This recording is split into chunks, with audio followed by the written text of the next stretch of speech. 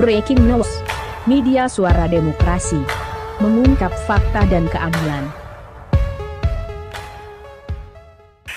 Hadirin sekalian, tanpa memperpanjang waktu, saatnya kita memasuki acara utama, yakni debat publik pertama pemilihan Bupati dan Wakil Bupati Sumeneb tahun 2024 bersama moderator Silka Suarizona. Selamat mengikuti.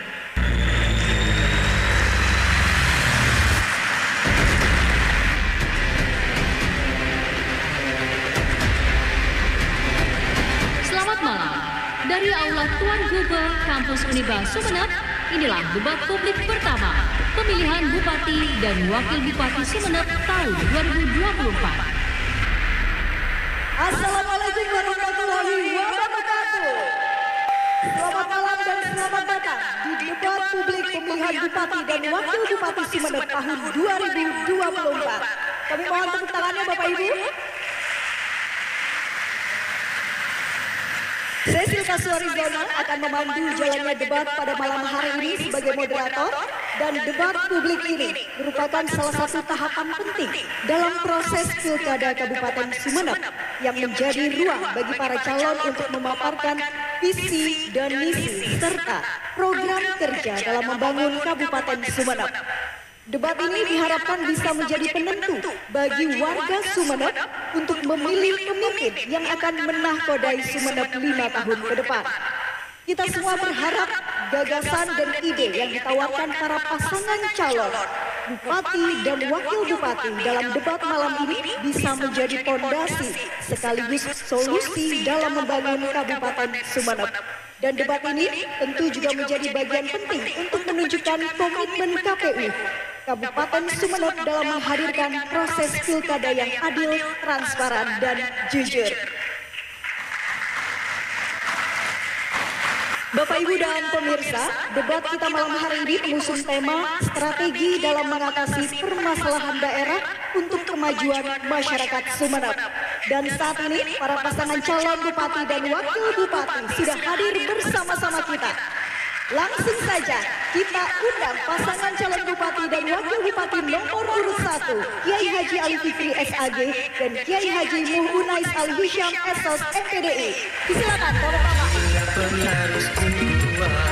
Jadilah pemimpin yang cerdas, jadikan pilkada berkualitas. Pilihlah pemimpin yang tepat, agar Sumeneb lebih hebat. Kita berikan tepuk tangan untuk pasangan calon nomor urut 1. Dan selanjutnya kami undang naik ke atas panggung pasangan calon Bupati dan Wakil Bupati nomor urut 2, Ahmad Fauzi Wongsojudo SHMH dan Kiai Haji Imam Hashim SHMH. Silakan Bapak-Bapak. Jadilah pemimpin yang cerdas, jadikan pilkada. Kita berikan tepuk tangan yang meriah untuk pasangan calon nomor urut 2. Bapak, Ibu, dan pemirsa, agar acara kita malam hari ini dapat berjalan dengan lancar, mari kita simak bersama tata cara dan tata tertib debat berikut ini. Tata cara debat publik pemilihan kepala daerah 2024. Debat publik pemilihan kepala daerah 2024 digelar selama 120 menit. Para pasangan calon kepala daerah dibatasi waktu saat menyampaikan visi misi, bertanya pada kepala daerah lain, dan menjawab atau menanggapi pertanyaan. Debat publik pemilihan kepala daerah 2024 terbagi dalam 6 segmen. Segmen pertama, pemaparan visi misi oleh masing-masing pasangan calon kepala daerah. Segmen kedua dan ketiga, pendalaman visi misi pasangan calon kepala daerah dengan menjawab pertanyaan yang telah disusun tim panelis. Segmen keempat dan kelima, tanya jawab antar pasangan calon disertai dengan sanggahan atau tanggapan. Segmen keenam, pernyataan penutup dari masing-masing pasangan calon kepala daerah. Tata tertib debat. Di dalam area debat, pendukung dilarang membawa atribut kampanye paslon, kecuali atribut yang melekat di tubuh. Selama debat berlangsung, tamu undangan harus menjaga ketertiban dan tidak meneriakkan yel-yel atau slogan yang bisa mengintimidasi paslon lain. Paslon dilarang mengajukan pertanyaan personal kepada paslon lain, melainkan sesuai tema debat. Paslon tidak boleh mengajukan pertanyaan menggunakan istilah asing atau tidak lazim, sehingga harus dijelaskan pengertian dan maksud istilah tersebut. Selama debat berlangsung, handphone atau alat komunikasi dalam kondisi hening dan dilarang mengaktifkan flashlight. Baik, para paslon dan para hadirin diharap untuk mengikuti tata cara dan tata tertib selama jalannya debat malam hari ini. Dan hadirin yang terhormat, kita memasuki sesi pertama debat, yaitu penyampaian visi misi dari masing-masing pasangan calon. Dan pada sesi ini, setiap pasangan calon mendapatkan waktu 4 menit untuk memaparkan visi misi terkait tema debat kita hari ini, strategi dalam mengatasi permasalahan debat untuk kemajuan masyarakat Sumeneb. Para paslon diharap untuk berdiri. Baik, pemaparan visi dan misi dimulai dari pasangan calon nomor urut 1, waktunya 4 menit Pak, dimulai ketika Anda berbicara. Silakan. Assalamualaikum warahmatullahi wabarakatuh. Yang saya muliakan seluruh jajaran komisioner KPU Kabupaten Sumeneb, yang saya muliakan seluruh jajaran panelis yang telah hadir di tempat kali ini, dan yang saya muliakan pasangan saya Teh Haji Unais Ali Hisham dan paslon nomor urut 2 Bapak Fauzi Wongsoyuda dan Ki Imam Hashim, dan seluruh hadirin hadirat rahimakumullah yang saya muliakan. Alhamdulillah, ini merupakan kesempatan 2 kali bagi kami, yang kedua bagi kami bertarung di dalam Pilkada Sumeneb.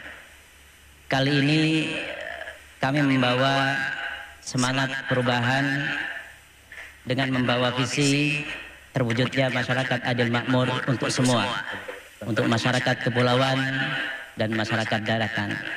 Karenanya, karena adil itu harus berkeadilan, dan keadilan itu semuanya diarahkan untuk kemakmuran. Hadirin hadirat rahimakumullah, dari tema yang disampaikan dalam debat kali ini berkenaan dengan kesejahteraan masyarakat, ada 3 item yang disampaikan di sana, yaitu berkenaan dengan masalah lingkungan, masalah pendidikan, dan masalah birokrasi. Yang pertama yang ingin saya sampaikan untuk mengurai benang kusut daripada persoalan kita, yaitu tentang kesejahteraan masyarakat.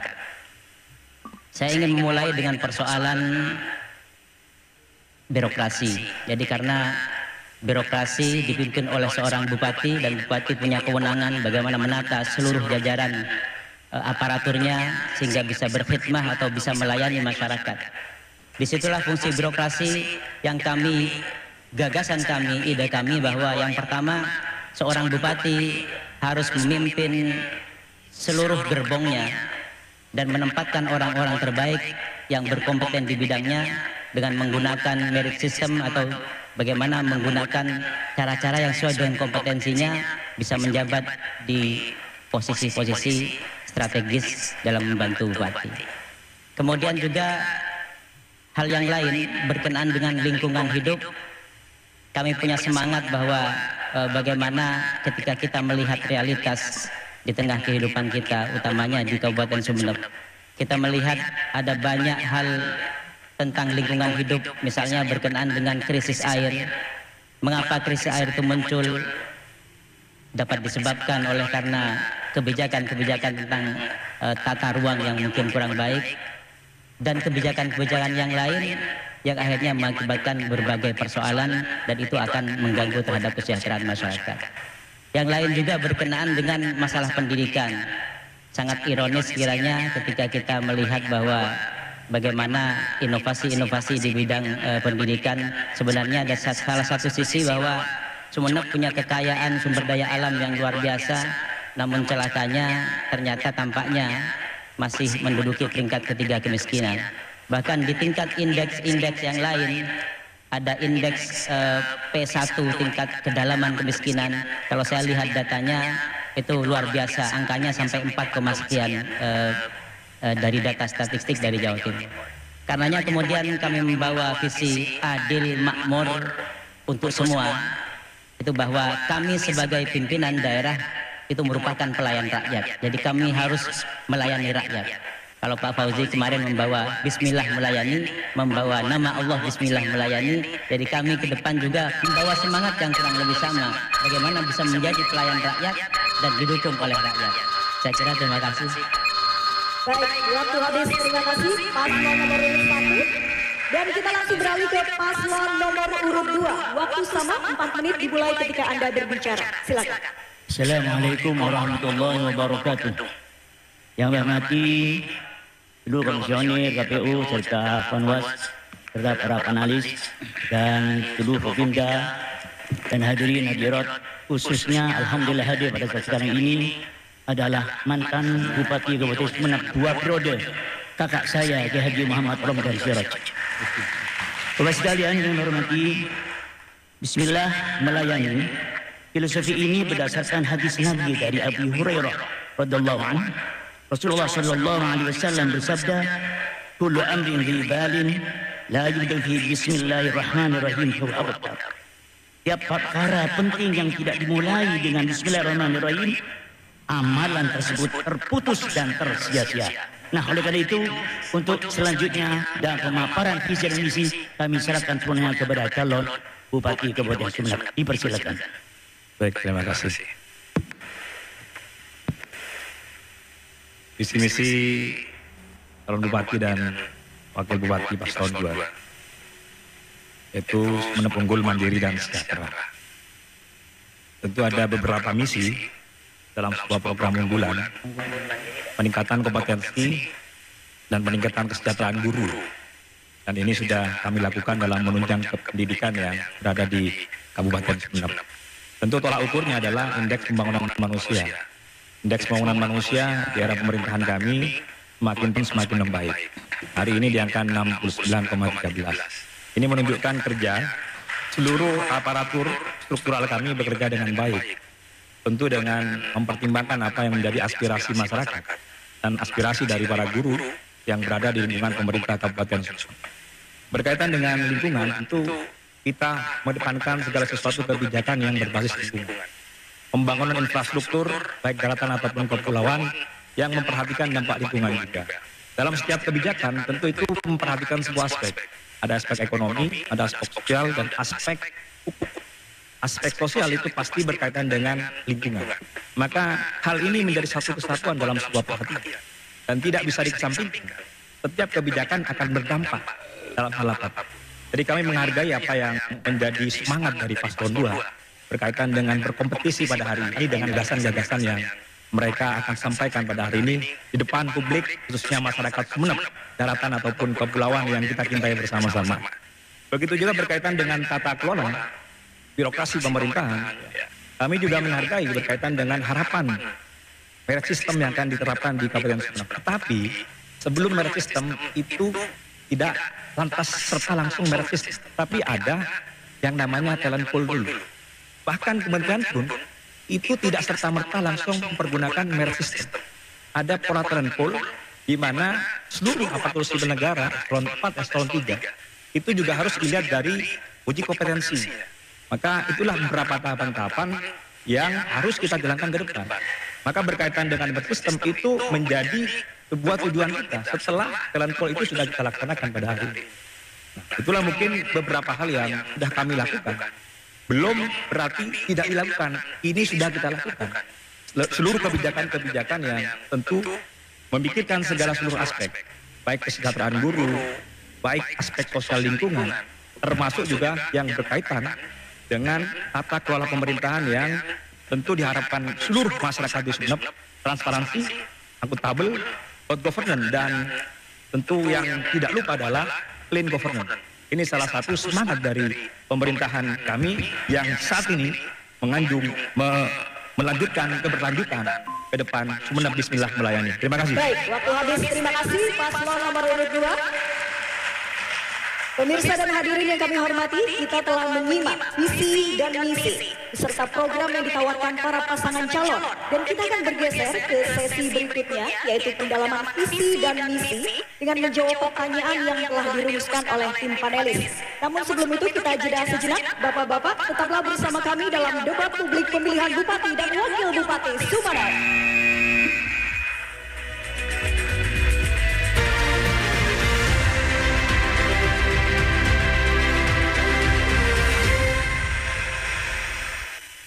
Anda menyaksikan debat publik pertama pemilihan Bupati dan Wakil Bupati Sumeneb tahun 2024. Bapak Ibu dan pemirsa, kita memasuki sesi pendalaman visi dan misi. Di sesi ini, para paslon akan menjawab pertanyaan yang telah dirumuskan oleh para panelis sesuai dengan tema debat malam ini. Ada 10 pertanyaan yang disiapkan dalam amplop di depan saya dan semuanya dalam kondisi tertutup atau tersegel sehingga dijamin kerahasiaannya. Tersegel ya, Bapak Ibu, masih tersegel dan saya akan membuka amplop berisi pertanyaan yang telah dirumuskan oleh para panelis. Dan di depan saya sudah ada 3 kotak yang masing-masing akan saya isi dengan 4 amplop A, B, C, dan D yang semuanya masih tertutup dan tersegel, Bapak Ibu.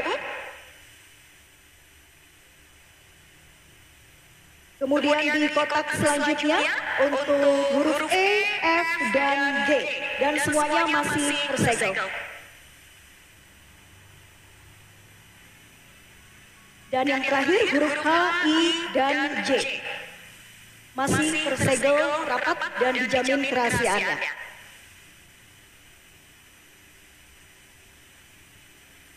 Baik, para paslon kami mohon untuk berdiri. Dan teknis pada sesi kali ini, Bapak Ibu juga para paslon, setiap paslon akan mengundi pertanyaan dengan memilih bola berisi gulungan kertas bertuliskan abjad dalam fishbowl yang ada di depan sini. Setiap gulungan mewakili 1 pertanyaan untuk dijawab paslon dan ditanggapi oleh pasangan calon lainnya. Waktu menjawab adalah 2 menit. Kemudian waktu menanggapi 1,5 menit atau 1 menit 30 detik. Dan waktu menjawab kembali adalah 1 menit 30 detik. Dan saya hanya akan membacakan pertanyaan 1 kali, jadi mohon disimak baik-baik. Dan untuk itu langsung saja kita mulai. Pasangan calon nomor urut 1 kami persilakan untuk mengambil dalam fishbowl. Silakan. Depan boleh? Silakan. Bisa langsung dibuka, Bapak, dan ditunjukkan kepada hadirin beserta pemirsa. H. Abjad H. Baik, silakan.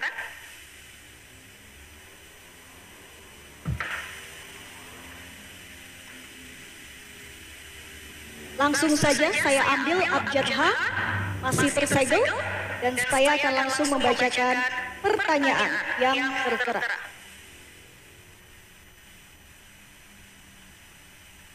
Good governance dan clean government merupakan satu kesatuan yang tidak dapat dipisahkan dalam penerapan pemerintahan yang baik.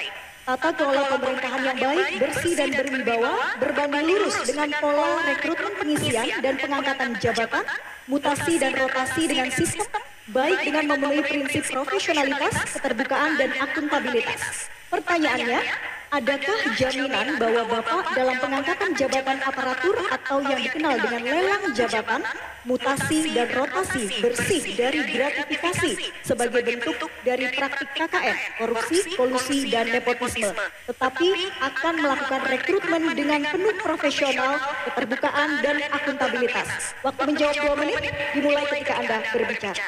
Baik, tadi dalam penyampaian visi sudah saya sampaikan bahwa Bupati itu bertugas sebagai pelayan rakyat. Karenanya kemudian dia harus melayani rakyat. Jadi bukan seperti raja. Karenanya kemudian kita bisa melihat dengan semangat bahwa Sayyidul Qaum Khadimhum, jadi pemimpin suatu kaum itu adalah harus menjadi pelayannya. Maka dengan seperti itu harus ada goodwill dari pemimpin daerah bagaimana melakukan apa yang tadi disampaikan. Saya sudah menyampaikan merit system tadi. Bagaimana didasarkan pada profesionalitas tentang penempatan orang-orang di sistem pemerintahan. Dengan lelang jabatan itu celakanya itu saya tidak pernah ngalamin itu, Pak. Dalam hal seperti ini tinggal melihat bagaimana dasar ideologis yang saya tadi sudah sampaikan, bahwa ketika kita menghendaki ada goodwill, bagaimana pemerintahan itu berjalan baik, maka tentunya kita punya asas profesionalitas, harus orang-orang yang profesional itu harus ditempatkan tanpa melalui apa istilahnya upeti-upeti atau apa yang lain. Karena kalau didasarkan bahwa orang menempati jabatan tertentu harus ada upeti yang paling banyak, itu kemudian dia yang akan bisa menduduki itu, maka kita akan melihat berbagai kekacauan bahwa ada jabatan-jabatan publik dari pelayan rakyat itu yang ditempati oleh orang-orang yang tidak profesional. Dan ini mungkin terjadi. Saya kira itu. Masih ada waktu? Baik, saya mungkin tambahkan bahwa good government dan clean government itu menjadi jaminan untuk kepercayaan publik, trust publik membutuhkan itu, bahwa mereka dipimpin oleh orang-orang yang profesional, orang-orang yang berkompeten. Baik, sudah cukup? Baik, demikian jawaban dari pasangan calon nomor urut 1, dan silakan paslon nomor urut 2 bisa menanggapi. Waktunya 1 menit 30 detik dimulai ketika Anda berbicara. Baik, jadi berkaitan dengan good government dan clean government itu sudah kami lakukan. Artinya birokrasi yang bersih itu salah satunya adalah mekanisme-mekanisme yang segala sesuatunya diatur oleh aturan yang ada. Maka pada saat kita akan mengangkat orang kepala dinas, maka itu sudah diatur demikian rupa. Salah satunya adalah seperti yang saya sampaikan tadi, ada mekanisme talent pool, ada asesmen yang dilakukan, dan asesornya itu bukan dari internal, tetapi mekanismenya adalah orang profesi yang tentu di luar kabupaten. Dan disitulah cara-cara kita untuk bisa memilih pemimpin di instansi OPD masing-masing yang memiliki kompetensi yang baik. Jadi tidak ada kata-kata lagi misalnya, berapa saya biar bisa jadi kepala dinas. Untuk melewati uji kompetensi saja itu sudah tidak mudah. Harus memperlihatkan kemampuan. Dan bupati tidak terlibat di situ. Mekanisme bupati itu akan dilakukan pada saat sudah ada 4 besar mekanisme dalam pemerintahan tadi. Lalu bupati memilih dari 4 kepala dinas yang akan ditempatkan di satu dinas tersebut. Disitulah kita akan menilai berkaitan dengan pimpinan OPD yang terbaik yang akan bisa melayani masyarakat kita, dan itu sudah kami lakukan. Baik, waktu habis. Paslon nomor 1 bisa kembali menanggapi dengan waktu 1 menit 30 detik. Data yang kami temukan bahwa ternyata dari apa yang sudah disampaikan Pak Fauzi tadi, saya menemukan bahwa ada justru bahkan kepala dinas itu yang dalam pandangan kami itu tidak memenuhi kualifikasi sebagaimana diatur dalam Permendikbud nomor 7 2017. Jadi nggak usah sebutan nama ya gitu ya. Jadi itu jelas tidak sesuai, tidak memenuhi kualifikasi sesuai dengan Permendikbud nomor 7 tahun 2017. Nah, itu kira-kira ya kalau tadi sudah disampaikan bahwa ada itu sudah kami lakukan, maka tinggal bagaimana kita melihat produk-produk daripada kebijakan termasuk penempatan kemarin tadi itu bagaimana inovasi-inovasi di bidang pendidikan. Nah, saya kira itu jadi tidak hanya dalam skala idealitas atau mungkin konsep-konsep dan wacana-wacana, tapi kita sudah melihat bahwa Pak Fauzi sudah melakukan itu. Lalu bagaimana sebenarnya produk daripada pemerintahan yang sudah dijalankan oleh beliau, kita lihat outputnya. Saya kira itu, terima kasih. Masih ada waktu? Ada yang ingin tambahkan? Ya, jadi seharusnya pimpinan atau kepala OPD ketika direkrut itu harus bisa memastikan bahwa dia sebagai pelayan. Harus bisa memastikan dia sebagai pelayan. Dan juga harus bisa memastikan bahwa dia memudahkan. Waktu habis. Pelayan dia memudahkan. Terima kasih pasangan calon nomor urut 1. Baik, selanjutnya yaitu saya persilakan pasangan calon nomor urut 2 untuk mengambil bola dalam fishball. Silakan. Bisa langsung dibuka dan ditunjukkan kepada hadirin dan pemirsa.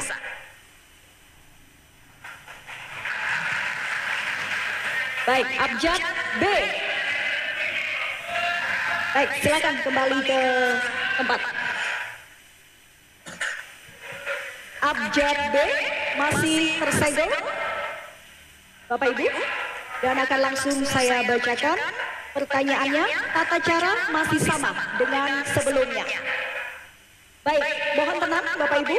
Sumeneb memiliki berbagai tantangan lingkungan, termasuk eksploitasi sumber daya alam, kerusakan ekosistem pesisir, dan pencemaran di beberapa wilayah. Salah satu kasus terbaru adalah masalah penambangan pasir ilegal yang merusak lingkungan pesisir di Pulau Gili Iyang serta abrasi di beberapa pulau kecil di Sumeneb.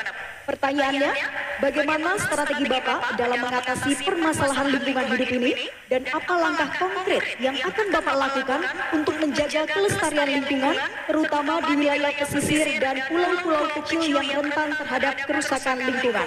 Waktunya 2 menit, dimulai ketika Anda berbicara. Baik, terima kasih. Jadi berkaitan dengan lingkungan, pemerintah daerah sudah melakukan sosialisasi sedemikian rupa. Bahkan berkaitan dengan penambangan pasir, kalau di pinggir pantai, itu berkaitan dengan nolil, itu kewenangan provinsi. Maka pemerintah tugasnya adalah memberikan sosialisasi kepada masyarakat bahwa apa yang dilakukan mereka itu melanggar aturan. Tetapi kalau kita berbicara dalam sebuah kebijakan berkaitan dengan siapa yang berhak untuk bisa menindak, maka itu bukan kewenangan pemerintah daerah. Dan ini harus kita ketahui bersama. Jangan sampai pada saat misalnya ada penambangan pasir misalnya di sisi pinggir laut, maka semua dibebankan kepada pemerintah daerah. Pemerintah daerah sifatnya adalah bersifat komunikatif dan koordinatif, dan disitulah yang harus dipahami. Memang beberapa tahun terakhir pernah terjadi pada saat itu di Celopeng misalnya. Ini sudah kita laporkan kepada pihak yang berwajib, dan pada akhirnya penambangan pasir itu dihentikan. Tetapi yang terjadi adalah mereka para penambang pasir ini saling sembunyi-sembunyi. Begitu tidak ada aparat keamanan, ya mereka masuk lagi. Nah, disitulah yang menjadi persoalan. Nah, kita melalui kecamatan itu selalu menyampaikan dalam sebuah sosialisasi, bahkan melalui tokoh agama, tokoh masyarakat, dan itu tidak bisa serta-merta bahwa pemerintah daerah ini yang harus bisa mengatasi semuanya, tidak. Jadi pemerintah daerah itu ada tugasnya masing-masing, ada sifatnya yang koordinatif, ada sifatnya memang memiliki hak dan kewajiban untuk bisa menyelesaikan itu. Nah, itu yang perlu kami sampaikan. Kasus di Gili Iyang itu kasus yang memang dilakukan oleh masyarakat Gili Iyang misalnya, dan itu sudah kita sampaikan kepada tokoh masyarakat, tokoh agama, bahkan tokoh-tokoh yang berpengaruh di sana. Nah, itu salah satu langkah-langkah kami yang sangat konkret agar tidak terjadi lagi penambangan pasir yang secara aturan itu memang ilegal asli. Baik, waktu habis. Terima kasih. Paslon nomor 1 silakan menanggapi. Baik, berkenaan dengan Perda RT RW, yang saya tahu ada Perda RT RW nomor 12 tahun 2013 itu yang menandatangani masih Kiai Haji Busyro Karim. Nah, kemudian pertanyaan saya kemudian yang menjadi keganjalan bahwa mengapa tidak disusun kembali Perda RT RW sehingga yang kemudian menjadi apa yang kami pikirkan bahwa jangan-jangan, ya ini sekali lagi jangan-jangan, bisa jadi karena ini tidak segera direvisi, maka terjadilah orang-orang mengambil kesempatan bahwa perda-perda RT RW yang lama itu tidak diperbarui dan akhirnya terjadilah apa yang sudah sebagiannya tadi disampaikan pertanyaan oleh panelis. Ya. Jadi karenanya sebenarnya saya menginginkan adanya perda RT RW yang langsung ditandatangani oleh Bismillah melayani. Gitu. Sehingga sikap terhadap masalah lingkungan itu bisa kita lihat. Sebenarnya seperti apa? Ya, terima kasih. Jadi kalau misalnya waktu saya juga ingin menanggapi terkait dengan maraknya tambak udang. Ya. Maraknya tambak udang yang seharusnya diantisipasi agar supaya tidak merusak lingkungan. Karena itu juga berdampak terhadap pendapatan para nelayan. Keberadaan di tempat tambak udang itu yang perlu dikritikkan. Sampai saat ini saya melihat belum ada langkah-langkah itu. Terima kasih. Cukup? Baik. Waktu habis, bisa langsung ditanggapi oleh paslon nomor urut 2. Baik, jadi saya menghargai apa yang diketahui oleh paslon 1. Sebenarnya Perda RT RW itu direview per 5 tahun. Nah, tahun 2018 itu COVID. Maka sebenarnya Perda RT RW itu sudah direview pada saat saya menjabat tahun 2021. Dan kami sudah ajukan dan prosesnya panjang.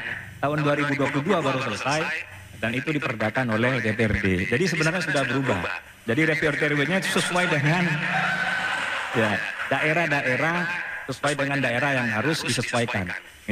Minopolitan, agropolitan, dan sebagainya. Jadi sudah berubah Pak Jai. Mohon maaf, tidak menyalahkan saya. Mungkin Pak Jai, mungkin tidak membaca mungkin. Atau berita-berita mungkin, mohon maaf ya. Jadi sudah menjadi perda. Ya, mohon maaf. Terima kasih, mungkin itu saja.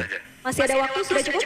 Yang pasti kami memiliki semangat, tetap bagaimana berkaitan dengan masyarakat kita yang di pesisir ini, berkaitan dengan pasir-pasir ilegal ini, tetap kita komunikasikan secara sosialisasi. Karena memang masyarakat kita seperti yang saya sampaikan tadi, dihimbau, disampaikan, berhenti sebentar, begitu kita lengah, aparat ini mulai masuk lagi. Nah itu, jadi pada intinya kami memiliki semangat itu agar ke depan tambang ilegal lebih baik ke depannya. Terima kasih. Cukup, waktu habis. Baik, kita berikan tepuk tangan untuk kedua pasangan calon bupati dan wakil bupati Sumeneb. Baik Bapak Ibu dan pemirsa, sesi pertama pendalaman visi misi dengan menjawab pertanyaan panelis telah selesai. Kita akan rehat sejenak, tapi tetaplah bersama kami di debat publik pertama pemilihan bupati dan wakil bupati Sumeneb 2024.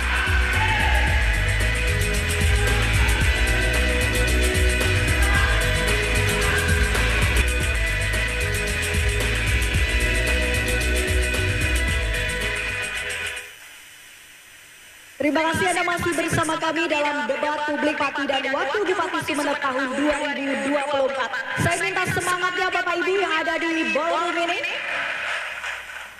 Segmen ini kita akan meneruskan pendalaman visi misi dan program para paslon dengan menjawab pertanyaan yang telah dirumuskan oleh panelis. Tata cara masih sama, hanya saja akan dimulai oleh pasangan calon nomor urut 2. Dan kami persilakan untuk berdiri para pasangan calon. Dan langsung saja saya persilakan pasangan calon nomor urut 2 untuk mengambil bola dalam fishbowl.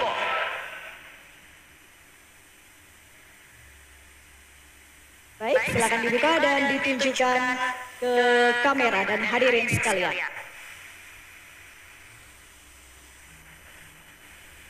Abjad J. Baik, terima kasih. Abjad J. Masih tersegel Bapak Ibu? Dan saya akan langsung membacakan pertanyaan. Harap disimak baik-baik, karena saya hanya akan membacakan satu kali. Ada banyak bantuan pemerintah, diantaranya BLT Dana Desa, BLT Mitigasi Rawan Pangan, Program Keluarga Harapan atau PKH, bantuan pangan non-tunai, bantuan beras 10 kilo, dan lain sebagainya. Fakta di lapangan menunjukkan bahwa kerap kali berbagai bantuan di atas tidak sampai ke tangan keluarga penerima manfaat yang benar-benar berhak. Problem utamanya adalah input data desa, distribusi tanpa pengawasan, dan penyinatan. Akibatnya, yang menerima justru keluarga terdekat dari perangkat desa, kalaupun sampai kepada yang berhak, itu pun belum utuh sesuai nominal yang ditentukan. Pertanyaannya, jika Bapak terpilih, bagaimana langkah-langkah konkret yang akan dilakukan dan bagaimana strategi paling efektif dan efisien agar beragam bantuan pemerintah di atas sampai ke tangan keluarga penerima manfaat secara utuh? Waktunya di 2 menit, dimulai dari ketika Anda berbicara. Baik, terima kasih. Ini hal klasik ya, jadi bukan terjadi 1 tahun 2 tahun. Nah, jadi kalau misalnya ada bantuan, sekian persen tidak tepat sasaran. Ini bukan hal yang baru. Kami sudah melakukan pemutakhiran data. Dan pemutakhiran data itu sudah kita kirimkan ke Kementerian Sosial. Karena basis bantuan sosial itu adalah DTKS. Nah, maka bantuan ini tentu tidak boleh keluar dari data DTKS tersebut. Satu sisi, memang terjadi misalnya ada orang yang mampu lalu menerima. Tetapi upaya itu sudah kami lakukan untuk melakukan pemutakhiran data. Bahkan kami sudah menempeli rumah-rumah orang yang berhak menerima bantuan-bantuan. Tetapi di Kabupaten Sumeneb sungguh menarik. Begitu sudah ditempelin, orangnya pulang lalu dicabut juga itu. Artinya apa? Artinya menyelesaikan persoalan berkaitan dengan bantuan sosial itu tidak serta-merta menjadi sebuah kebijakan pemerintah daerah Kabupaten Sumeneb. Ini melibatkan juga Kementerian Sosial yang berada di pusat. Maka harus duduk bersama untuk memfikskan data ini. Nah, ini yang sering saya sampaikan kepada masyarakat. Jadi beberapa bantuan itu ada yang berbasis BLT Desa. BLT Desa itu juga salah satunya memperhatikan data DTKS tadi dan kepala desa yang akan melakukan distribusi tadi. Nah, maka kami Paslon 2 yang hari ini mengusung keberlanjutan ke depan bertekad kembali agar menyuarakan aspirasi ini kepada pemerintah pusat. Dan ini tidak terjadi hanya di Kabupaten Sumeneb. Ini terjadi di seluruh kabupaten di Indonesia. Maka kami Paslon 2 akan terus berupaya agar penerima bantuan sosial akan tepat sasaran. Terima kasih. Cukup, waktu habis. Silakan Paslon nomor 1 menanggapi, waktunya 1 menit 30 detik. Terima kasih. Pertama terkait dengan data. Akurasi data itu saya kira harus objektif. Ya. Artinya tidak boleh karena berbasis dukungan politik. Jadi kalau berbasis dukungan politik yang tidak mendukung lalu dicoret dari daftar penerima bantuan misalnya. Nah, itu tidak boleh terjadi. Dan ternyata ini terjadi di era pimpinan Pak Fauzi. Mungkin bisa ditanggapinya pertama, kemudian yang kedua. Harap tenang. Ya, mutakhir data yang dilakukan itu sinkronisasinya itu dengan beberapa ini. Ada berapa lembaga pemberi bantuan, misalnya dari Kementerian Sosial kah, juga dari yang lain-lain. Gitu kan. Itu kok sinkronisasi terakhirnya kapan? Nah, kenapa masih tidak terupdate? Sampai saat ini, terima kasih. Masih ada waktu? Ya, saya sangat menghargai apa yang disampaikan soal daripada panelis tadi. Berarti menunjukkan bahwa memang terjadi kesalahan input data dan yang lain-lain. Itu yang ditangkap oleh panelis. Jadi itu merupakan realitas. Jadi kami tidak butuh rencana. Kami sudah berencana, kami sudah mengupayakan. Jadi tinggal apa action, hasil daripada action itu bukan wacana lagi. Baik, cukup. Waktu habis. Paslon nomor 2 bisa langsung menanggapi. 1 menit 30 detik. Jadi sedikit ya. Yang disampaikan Paslon 1 ya Haji Manais Ali Hisam itu saya pikir tidak salah. Tetapi kebijakan itu rohnya tidak di pemerintah daerah. Misalnya ada yang dicoret Pak Fauzi.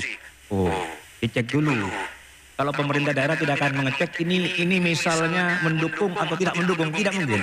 Tetapi bisa terjadi, ini bisa terjadi misalnya di pemerintahan desa. Di pemerintahan desa. Tetapi jangan salah, hari ini basis dari bantuan pemerintahan desa pun berbasis DTKS. Ini salah satu intinya. Kita tidak bisa mencoret siapapun. Jangankan mencoret yang salah, yang benar saja tidak bisa dicoret, apalagi yang salah. Yang salah tidak bisa dicoret itu. Gimana caranya yang salah bisa dicoret?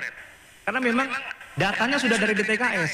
Makanya harus dipelajari dulu nih DTKS apa. Jadi saya menyambut baik. Jadi Paslon 1 memiliki keinginan. Ayo bagaimana caranya agar bantuan ini tepat sasaran. Saya menghargai itu. Saya memahami itu. Dan kami juga sudah melakukan itu. Bahkan kami sampai hearing ke Kementerian Sosial. Ayo ini diganti data ini. Kita sudah punya data pemutakhiran agar tepat sasaran. BLT yang terakhir misalnya yang presiden, mohon maaf. Ya. Orang yang mampu saja itu menerima bantuan itu yang dari pusat. Bukan cuma daerah. Kenapa kok bisa nerima? Cukup, waktu habis. Baik. Selanjutnya, silakan mengambil bola dalam fishball untuk pasangan calon nomor urut 1. Waktu masih sama, 2 menit. Tanggapan 1 menit 30 detik dan kembali ditanggapi 1 menit 30 detik. Silakan dibuka dan ditunjukkan ke kamera.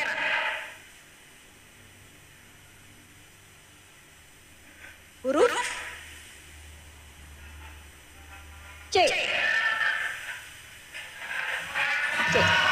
Baik, huruf C. Harap tenang. Harap tenang Bapak Ibu. Masih tersegel amplop bertuliskan abjad huruf C. Saya akan langsung buka dan menyampaikan pertanyaan. Bapak Ibu harap tenang agar debat berjalan dengan kondusif dan pesan bisa tersampaikan dengan baik. Saya bacakan hanya sekali. Salah satu problem yang berhubungan antara isu lingkungan hidup, kemiskinan, dan tata kelola pemerintahan yang bersih adalah problem warisan terkait dengan galian-galian tambang ilegal yang membuat pengelolaan tanah tidak bisa secara produktif dikelola oleh masyarakat untuk kemakmuran bersama, tetapi menjadi hanya terdistribusi ke segelintir kelompok oligarki saja. Persoalan berikutnya adalah terkait pada problem lingkungan hidup yang akan berpotensi menuju pada kerusakan.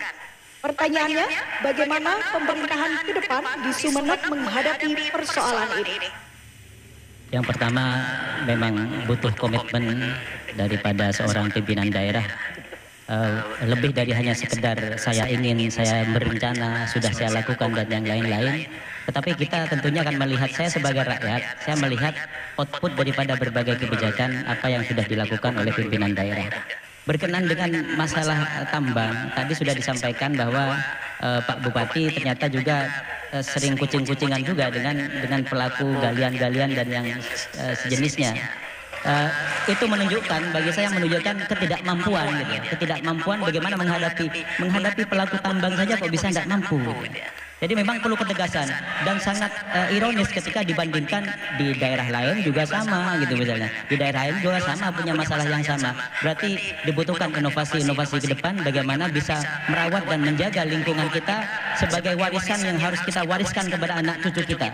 Jadi bukan hanya dirakusi oleh sekarang, termasuk juga isu-isu tentang penambangan fosfat yang lalu itu sempat kami pernah berdiskusi di Sumeneb Hijau kemarin. Jadi itu merupakan hal yang menjadi keprihatinan kami bersama. Jadi memang perlu ketegasan daripada pimpinan daerah, perlu goodwill, lebih daripada goodwill.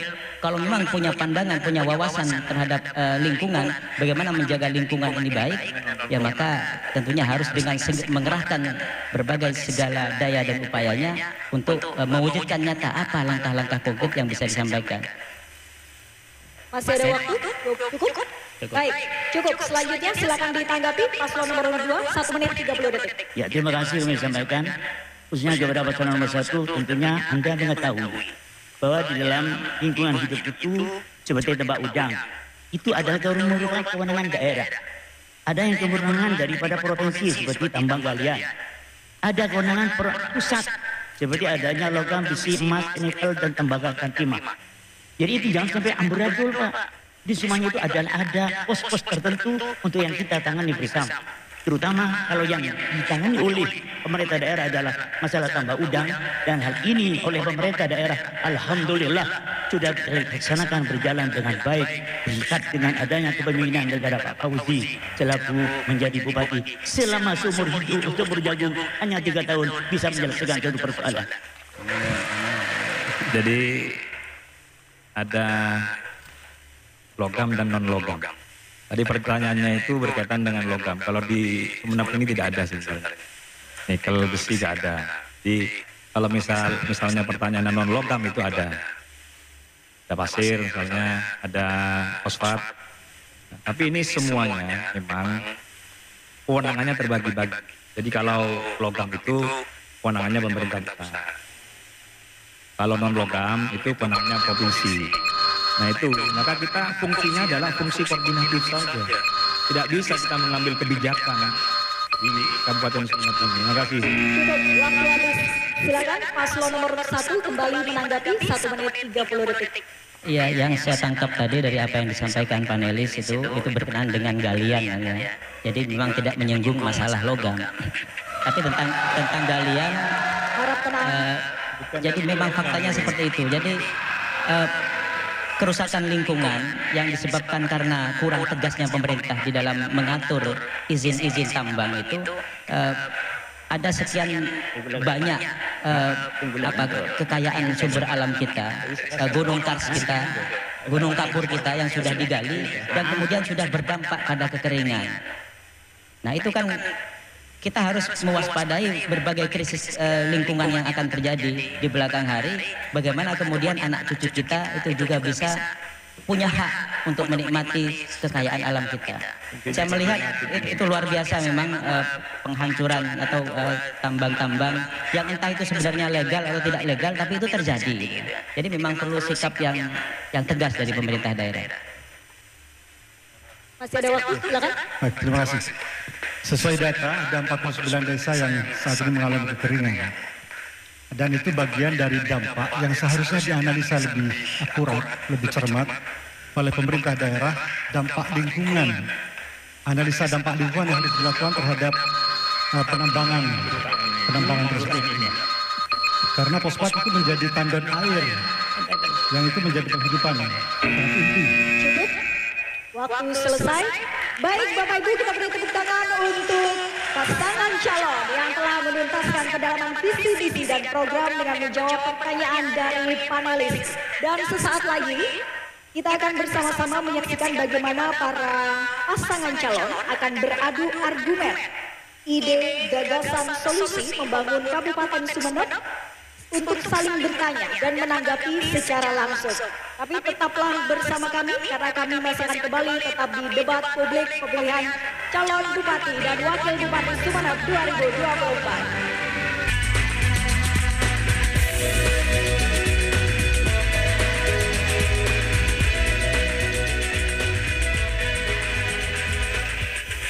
Selamat malam pemirsa dan hadirin sekalian. Anda masih menyaksikan debat publik pemilihan bupati dan wakil bupati Sumeneb tahun 2024. Kita berikan tepuk tangan Bapak Ibu.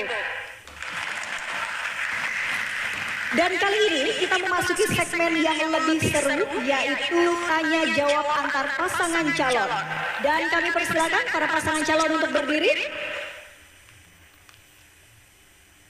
Di segmen ini, para pasangan calon akan saling menguji ide dan gagasan serta program terkait strategi dalam menghadapi atau mengatasi permasalahan daerah untuk kemajuan masyarakat Sumeneb. Harap tidak keluar dari tema kita pada malam hari ini untuk pertanyaan yang diajukan maupun tanggapan yang dilontarkan. Dan pasangan calon akan diberikan waktu bertanya 1 menit 30 detik, kemudian waktu menjawab 2 menit, waktu menanggapi kembali 1 menit 30 detik, dan waktu menjawab kembali adalah 2 menit. Jelas ya Bapak-Bapak? Baik, dan langsung saja kita akan mulai dengan pasangan calon nomor urut 1 mengajukan pertanyaan kepada pasangan calon nomor urut 2. Disilakan. Terima kasih. Ada satu pertanyaan dari saya terkait dengan birokrasi. Jadi adanya money politik itu adalah cerminan dari sebuah wilayah yang miskin. Sehingga money politik itu bisa baku. Kalau masyarakatnya sudah sejahtera, maka money politik itu sudah tidak akan laku lagi.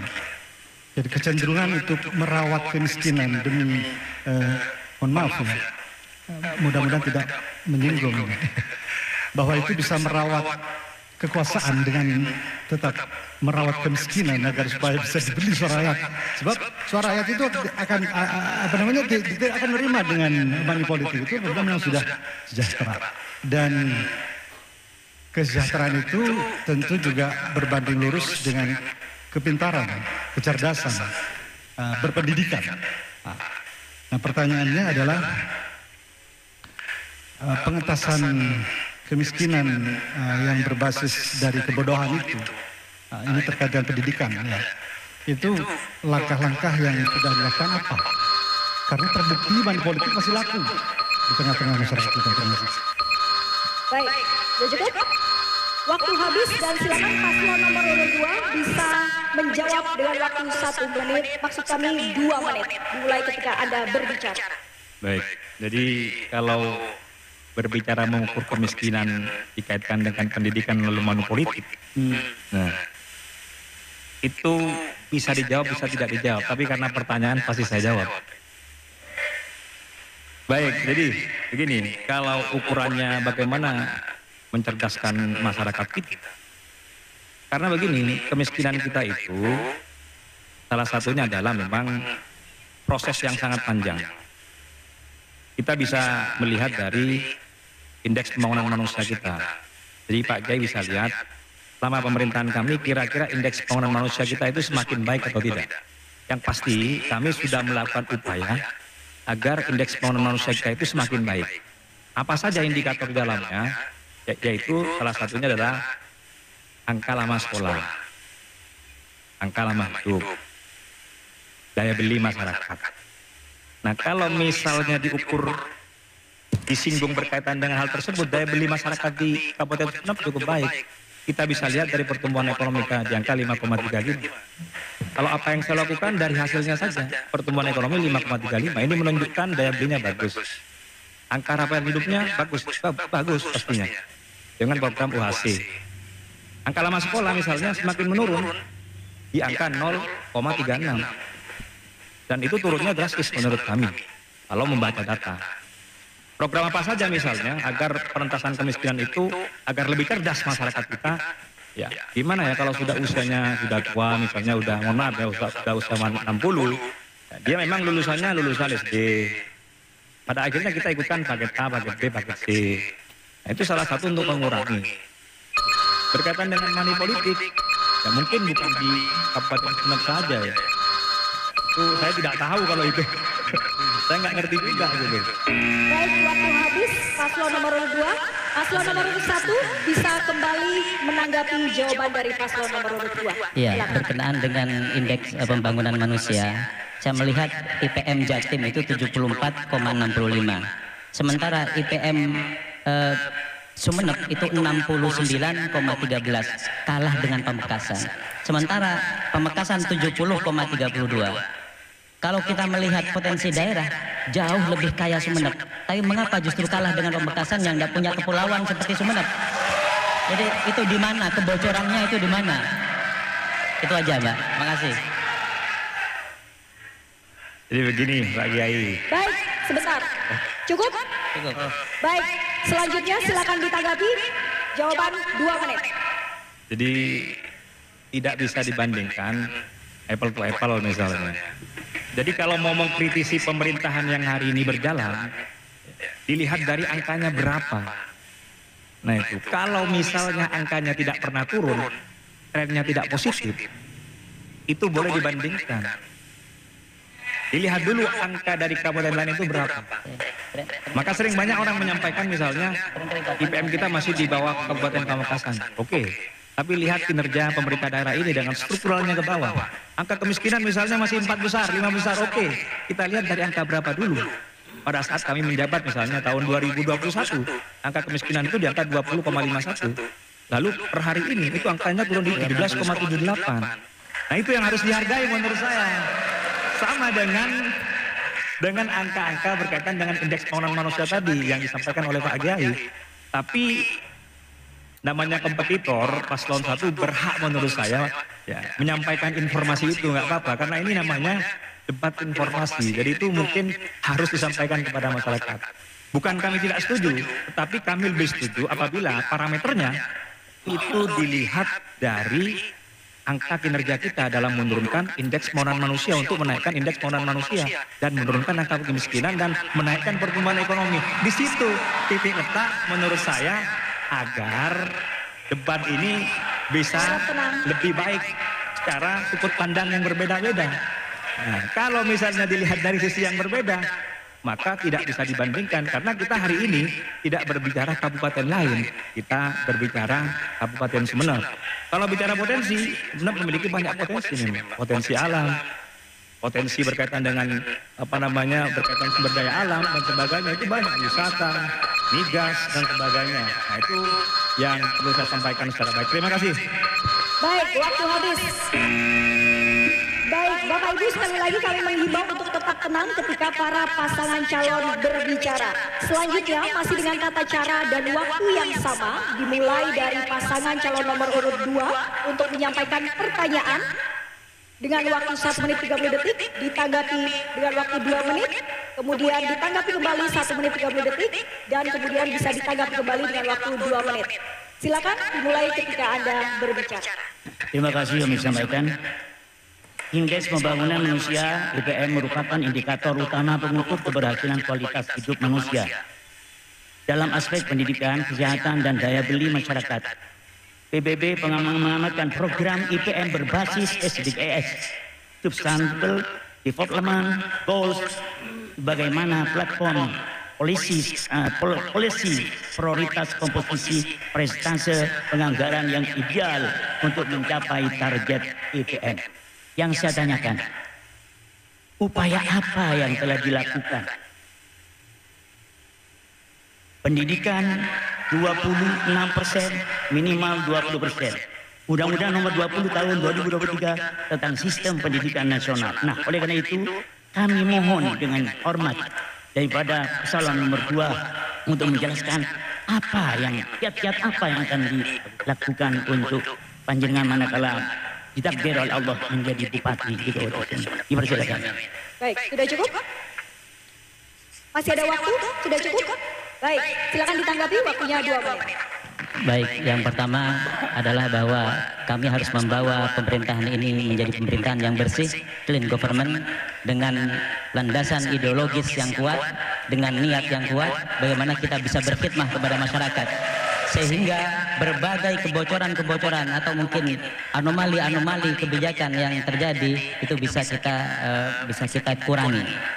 Berkenan dengan IPM tadi, jadi memang disambung dengan persoalan yang pertama tadi, memang saya melihat IPM itu, bahkan kemiskinan itu di tingkat Jawa Timur bersama-sama kabupaten yang banyak yang lain itu semuanya memang punya tren meningkat. Cuma saja yang jadi persoalan kami adalah mengapa kan kemudian kita tetap tertinggal itu ya. Hal yang bisa kita lakukan bahwa yang pertama adalah dengan menata birokrasi, sistem birokrasi. Merit system tadi sudah disampaikan, bagaimana seorang pimpinan daerah benar-benar bisa menempatkan orang-orang yang berkompeten sesuai dengan tingkat kemampuan mereka, pendidikan mereka, pengalaman mereka, bagaimana menempatkan di bidang pendidikan, di bidang ekonomi, bagaimana mereka yang ngurus di berbagai OPD yang lain, itu harus berdasarkan kompetensi dan apalagi sesuai dengan peraturan. Jadi jangan sampai melanggar peraturan, karena saya menemukan ada yang melanggar, diduga kuat melanggar ketentuan atau kualifikasi sesuai dengan Permendikbud seperti yang saya sampaikan tadi. Jadi memang butuh komitmen, butuh goodwill daripada pimpinan daerah, bagaimana punya tekad. Jadi tidak lebih dari hanya sekedar rencana dan keinginan-keinginan, tapi harus benar-benar terukur. 1 tahun ini kira-kira apa progres yang sudah kita lakukan, tahun berikutnya ada apa, sehingga RPJMD itu bisa terlaksana dalam 5 tahun ke depan. Saya kira itu. Baik. Selanjutnya bisa langsung ditanggapi paslon nomor urut 2, 1 menit 30 detik. Baik, jadi seluruh pemerintahan dimanapun, partinya siapapun pasti akan mengedepankan yang namanya good governance dan clean governance. Itu pasti sudah. Gak usah diragukan lagi, siapapun, apalagi pemerintahan kami. Berkaitan dengan merit system itu, sekali lagi saya sampaikan, harus melewati dulu talent pool dulu. Nah, tadi yang ditanyakan adalah SDGs. SDGs itu berbasis angka persentase yang diharapkan oleh PBB. Maka di situ berbicara kebijakan anggaran. Ya, kebijakan anggaran misalnya, kan tadi yang ditanyakan IPM-nya. Misalnya di pendidikan kira-kira berapa persen, dan di kesehatan berapa persen, terus di ekonomi berapa persen. Nah itu yang menjadi pertanyaan kami. Jadi misalnya tadi disampaikan oleh Kiai Imam Hashim, berapa komposisi persentase polisi kebijakan itu yang akan diletakkan dalam kebijakan pemerintah daerah. Nah itu pertanyaan yang dipertanyakan tadi oleh Kiai Imam Hashim. Jadi persentasenya berapa kira-kira? Misalnya, pendidikan sekian persen, ini sekian persen, ini sekian persen. Nah, itu yang mungkin menjadi harapan kita, sehingga publik bisa tahu paslon nomor 1 akan menerapkan berkaitan dengan kebijakan tersebut berbasis dinas pendidikan sekian persen, kesehatan sekian persen. Nah itu mungkin, monggo Bapak. Baik, cukup. Silakan ditanggapi waktunya 2 menit. Jadi pertama bahwa kebijakan pemerintah secara nasional itu adalah investasi di bidang sumber daya manusia, dan itu aspeknya pendidikan dan kesehatan tentunya. Ya. Pendidikan dan kesehatan itu menjadi hal yang utama dan itu menjadi prioritas dalam anggaran. Persentasenya itu menurut undang-undang memang harus tertinggi karena itu investasi di bidang sumber daya manusia. Jadi itu pasti akan mengikuti maksimal dari yang dibolehkan oleh undang-undang untuk penganggaran. Jadi maksimal misalnya 20% ya itu yang akan kita lakukan. Tapi pastinya target daripada kebijakan anggaran itu tidak berbasis proyek tentunya. Anggaran dianggarkan berbasis manfaat. Berbasis manfaat. Contohnya bagaimana? Contohnya misalnya rata-rata lama sekolah di Kabupaten Sumeneb ini berdasarkan data yaitu 5,94 tahun. Jadi tidak sampai 6 tahun. Ketika diperbandingkan dengan rata-rata lama sekolah nasional itu 8,77 tahun atau 9 tahun itu yang seharusnya idealnya. Jadi sangat jauh, sangat jomplang. Ini pendidikannya SMA, yang sini masih rata-rata SD. Dan itu saya kira harus ada intervensi pemerintah daerah untuk itu. Apa gunanya kalau anggaran yang besar 20% tapi hanya berbasis proyek, berbasis profit. Tidak boleh seperti itu, tapi berbasis manfaat. Jadi itu yang harus dibongkar. Pertama kalau kami jadi, tentu itu yang akan kami lakukan. Dan kami ingin pastikan juga bahwa sarjana di setiap rumah itu harus terwujud. Jadi ada program dari kami yang ingin kami pastikan setiap rumah ada sarjana. Sebab itu kepandaian, kepintaran, berbanding lurus dan kesejahteraan. Terima kasih. Baik, waktu habis. Kita berikan tepuk tangan untuk kedua pasangan calon bupati dan calon wakil bupati Sumeneb 2024. Baik Bapak Ibu, harap tenang. Bahwa segmen tanya jawab antar paslon masih akan berlanjut. Hanya saja kita akan jeda sejenak. Jadi tetaplah bersama kami di debat publik pemilihan calon bupati dan calon wakil bupati Sumeneb 2024.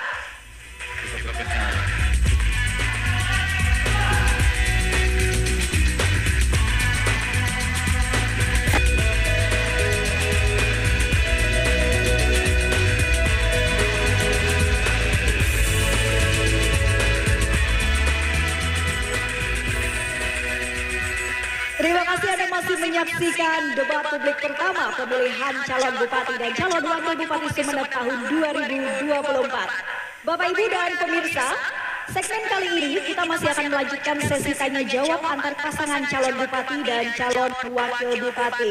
Dan aturannya pun juga masih sama. Kami persilakan para paslon untuk berdiri. Silakan berdiri Bapak-bapak. Masih sama, para paslon akan diberikan waktu bertanya 1 menit 30 detik, waktu menjawab 2 menit, waktu menanggapi 1 menit 30 detik, dan waktu menjawab kembali 2 menit. Para pasangan calon dilarang saling memotong dan berbicara sesuai dengan alokasi waktu yang kami berikan. Dan pada segmen kali ini, debat antar pasangan calon akan dimulai oleh pasangan calon nomor urut 2 dengan waktu bertanya 1 menit 30 detik dimulai ketika Anda berbicara. Tidak banyak yang saya akan tanyakan. Dilihat dari faktor apa keberhasilan pemerintah diukur daripada prestasi daripada pemerintah itu sendiri. Apa indikatornya bahwa keberhasilan pemerintah itu tergolong berhasil di keputusan kabupaten? Sudah cukup? Baik, bisa langsung ditanggapi paslon nomor 1, waktunya 2 menit. Ya, pertama, sebuah pelayanan publik dari pemerintah dianggap berhasil apabila dia memudahkan. Yassiru wa la tu'assiru, itu kata Nabi. Mudahkan dan jangan persulit. Jadi sekarang jangan sampai kemudian ada anomali atau mungkin kebijakan yang berbeda. Kalau bisa dipersulit, kenapa dipermudah? Kalau misalnya kemudian prinsipnya kalau bisa dipersulit, kenapa dipermudah? Ya itu sudah kontra dengan public service yang seharusnya difasilitasi oleh pemerintah untuk mempermudah pelayanan. Jadi itu pertama. Dan pemerintahnya memang mindset birokrasinya itu memang melayani. Ya seperti yang disampaikan tadi oleh Kiai Fikri sebagai calon bupati, Sayyidul Qaum Khadimuhum. Jadi mindsetnya, dan itu saya kira menjadi dasar basis terjadinya reformasi di era tahun 99 itu adalah agar supaya birokrasi kita itu memiliki mindset yang bagus, kemudian juga memiliki pola kerja yang bagus. Jadi prinsipnya mindset dan kemudian culture set. Saya kira itu. Jadi keberhasilannya ada 2 indikator itu. Masih ada waktu, ada tambahan? Baik, yang saya tangkap bahwa data-data kualitatif, data-data kuantitatif seperti yang disebutkan dalam banyak dipublis dalam Badan Pusat Statistik itu berkenaan dengan tadi yang dibicarakan berkenaan dengan data-data IPM, dengan data kemiskinan dan yang lain-lain, itu juga bisa menjadi indikator dari suatu pemerintahan, ini pemerintahan benar-benar berjalan dengan baik apa tidak.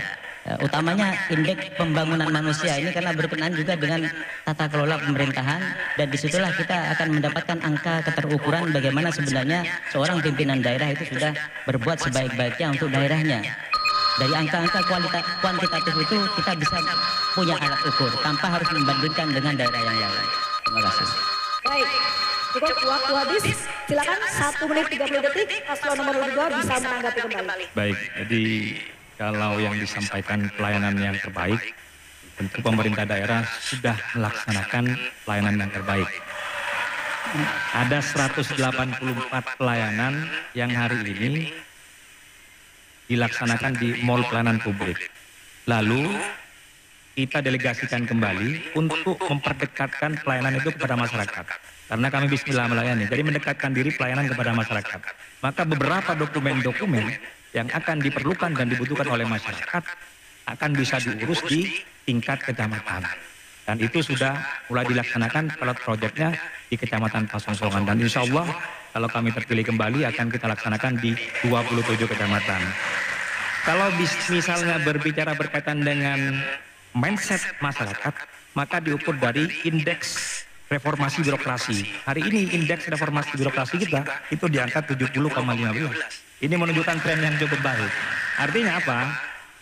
Hal-hal yang seperti ini akan berpengaruh. Misalnya berkaitan dengan sakit. Tadi kalau menyampaikan bahwa tata kelola pemerintahnya harus baik, maka bisa diukur dari sakit. Sakit kita hari ini itu adalah BB. Yang sebelumnya B. Ini merupakan prestasi menurut kami bahwa kami sudah melakukan sesuatu yang terbaik. Cukup? Baik. Cukup, paslon nomor 1 bisa kembali menanggapi 2 menit.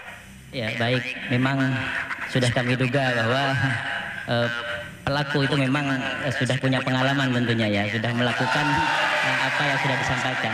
Hanya saja memang ketika tadi menyebutkan angka 70 sekian, itu tidak bisa kami sebut bahwa itu sebenarnya angka yang cukup menarik atau kemajuan yang perlu diapresiasi. Ketika ukuran itu memang harus ada pembandingnya. Jadi artinya mengukur kemudian kita merasa panjang sendiri, tapi ternyata ada yang lebih panjang. Jadi memang harus diukur dengan daerah yang lain.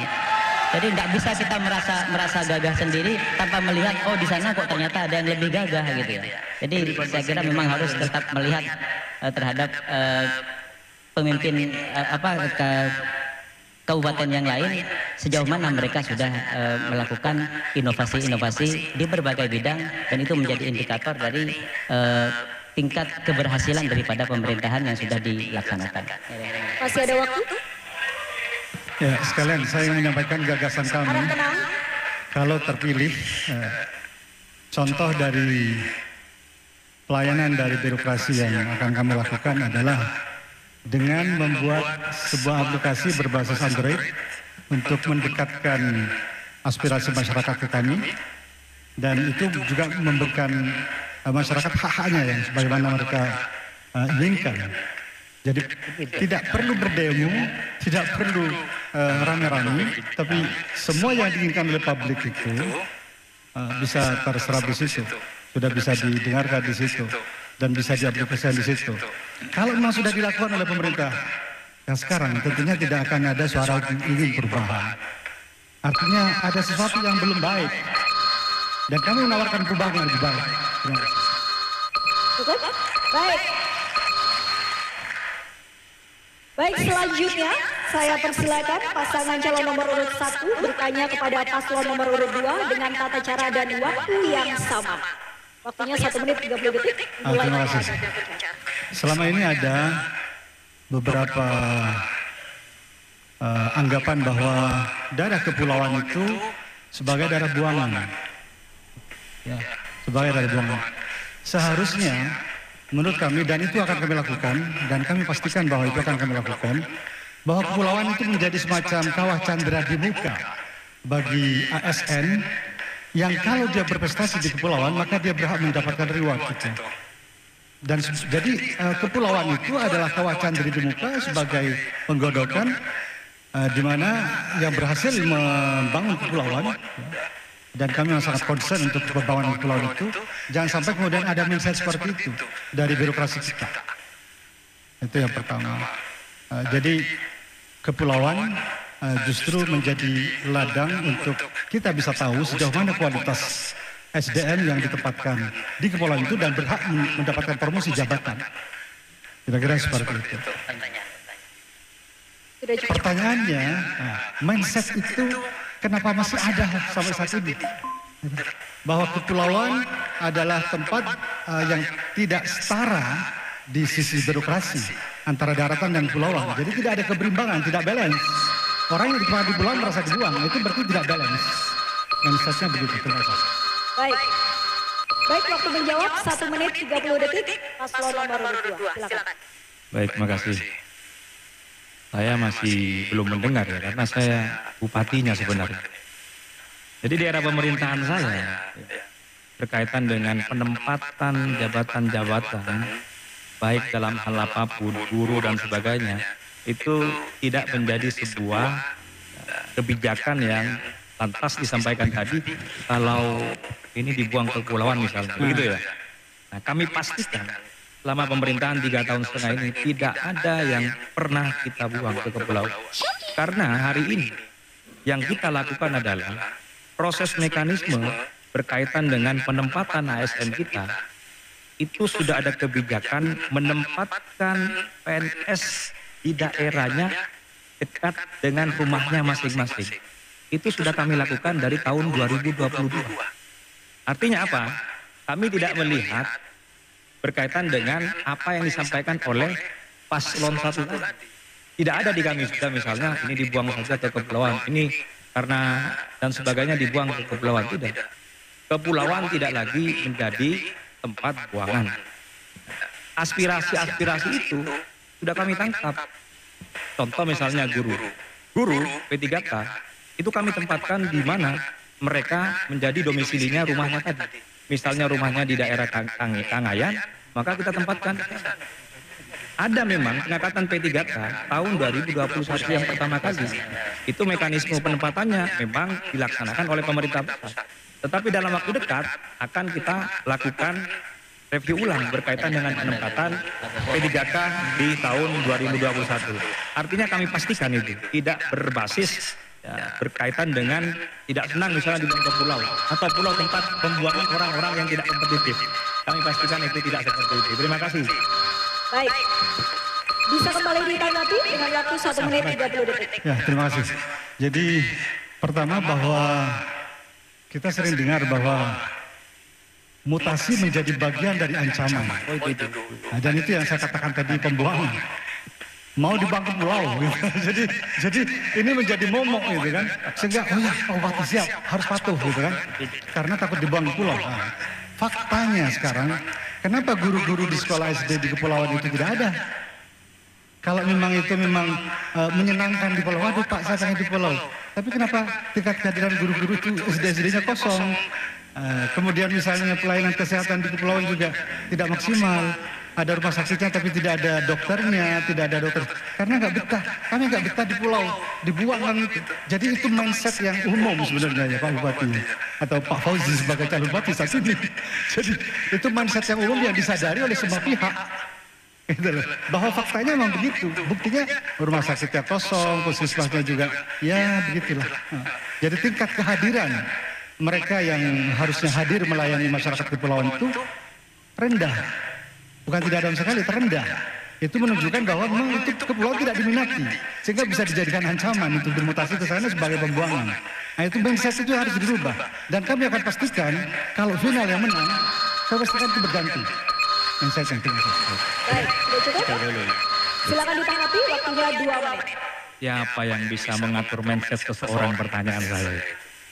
Siapa yang bisa mempengaruhi pikiran orang? Kalau berbicara sumber daya manusia, maka memang sumber daya manusia ASN yang berada di Kabupaten Sumeneb lebih banyak ASN yang berada di Kabupaten Sumeneb dari sisi sumber daya manusia.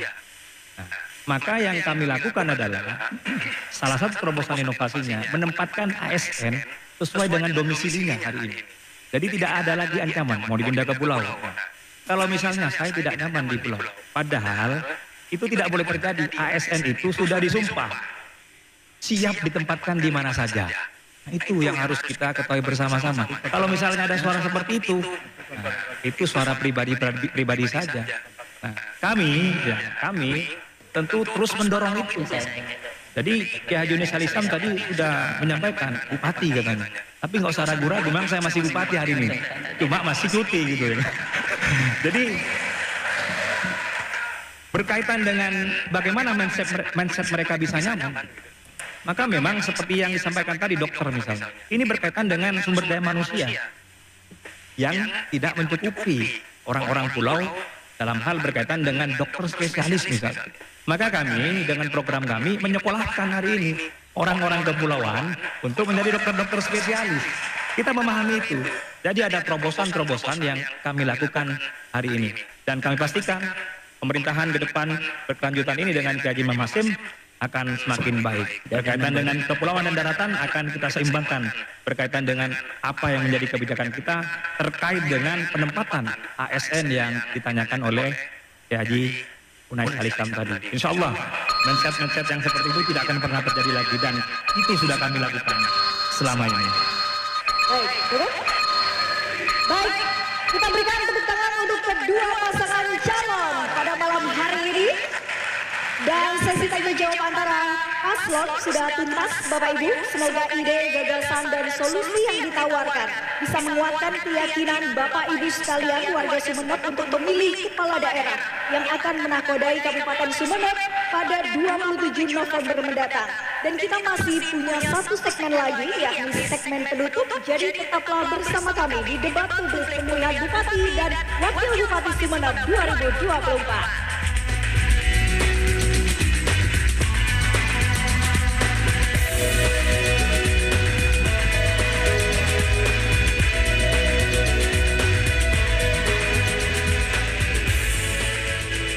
Pemirsa hadirin dan seluruh masyarakat Kabupaten Sumeneb, Anda masih menyaksikan debat publik pertama pemilihan Bupati dan Wakil Bupati Sumeneb tahun 2024. Dan kita sudah sampai di ujung debat malam hari ini. Di segmen ini, setiap pasangan calon akan menyampaikan pernyataan penutup. Saya harap untuk berdiri, Bapak-bapak, para pasangan calon. Ada waktu 2 menit yang bisa digunakan para pasangan calon untuk menegaskan kembali ide, gagasan, dan solusi untuk membangun Kabupaten Sumeneb atau mengajak masyarakat pendukungnya untuk memilih. Dan kita awali dari pasangan calon nomor urut 1. Waktunya 2 menit dimulai ketika Anda berbicara. Baik para hadirin dan pemirsa di rumah, kita sudah membahas berbagai hal yang berkenaan dengan bagaimana mengatasi permasalahan daerah menuju kemajuan masyarakat Sumeneb, berkenaan dengan masalah lingkungan hidup, pendidikan, dan birokrasi pemerintahan. Jika kami diberikan kesempatan untuk memimpin Kabupaten Sumeneb, maka 3 komponen yang sudah kita bahas bersama tentu harus disentuh sebaik-baiknya dengan progres-progres yang terukur, dan dengannya kemudian kita bisa mengukur bagaimana produk daripada kebijakan pemerintah daerah atau yang dipimpin oleh Bupati bisa terukur dengan angka-angka kuantitatif. Seperti kita sudah lihat tadi bagaimana angka IPM di Madura secara umum di Bangkalan, Sampang, Pamekasan dan Sumeneb ternyata kita pun kalah dibandingkan Pamekasan. Sementara kita punya potensi sumber daya alam yang begitu luas. Jadi luas daerah kita itu 126 pulau dengan berbagai kekayaan minyak dan gas, itu harus diabdikan semuanya untuk kesejahteraan masyarakat. Agak ironis dan agak menjadi pertanyaan jika dengan kekayaan sumber daya alam yang kita miliki ternyata APBD kita masih 2,4 triliun. Saya menduga ini sebenarnya kita bisa terus digenjot bagaimana APBD bisa lebih besar dan khidmah kepada masyarakat bisa juga lebih baik.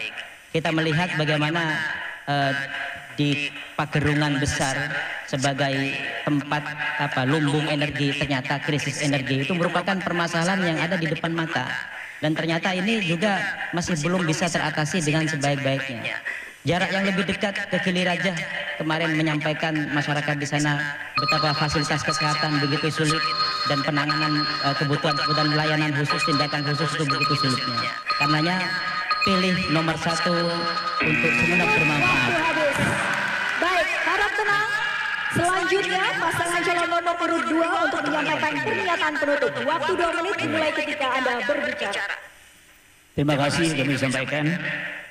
Bapak sekalian yang hormati, perlu diketahui oleh kita bersama bahwa pada saat sekarang ini ternyata setelah kami membaca dan menyimak cepat terjang daripada Pak Bupati, Pak Fauzi dalam hal ini memimpin Sumeneb, Masya Allah luar biasa. Oleh karena itu, walaupun tahun kemarin, periode kemarin, kami bertentangan dengan Pak Fauzi, pada saat sekarang inilah kami bersatu untuk sebagai kolaborasi antara nasionalis dan religius.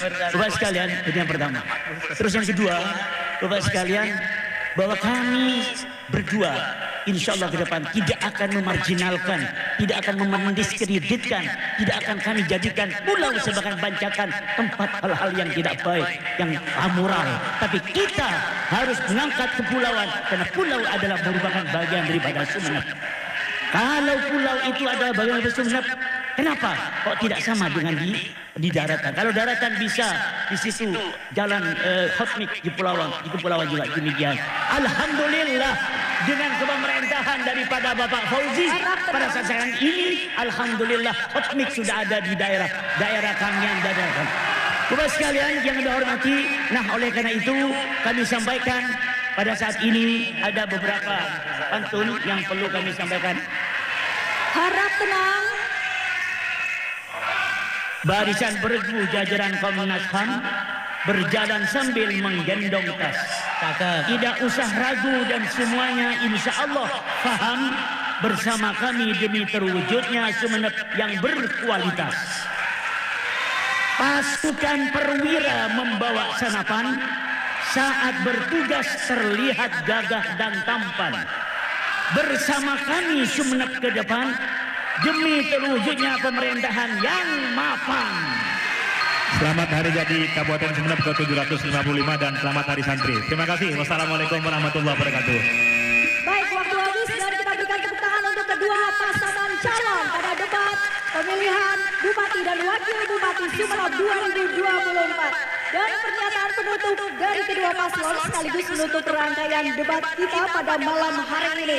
Dan dengan semangat kebersamaan dan komitmen untuk menciptakan pilkada yang damai, kami mengajak para pasangan calon untuk berdiri di depan dan saling berjabat tangan dan bergandengan tangan sebagai simbol persatuan. Silakan maju ke depan para pasangan calon. Dan kami juga mengucapkan terima kasih kepada KPU Kabupaten Sumeneb, Bawaslu Kabupaten Sumeneb, para tamu undangan, tim kampanye, para pendukung dan seluruh masyarakat Kabupaten Sumeneb. Mari kita jaga Sumeneb dengan penuh kedamaian dan saling menghormati. Semoga kita semua sukses dalam menjunjung tinggi demokrasi yang berkeadilan.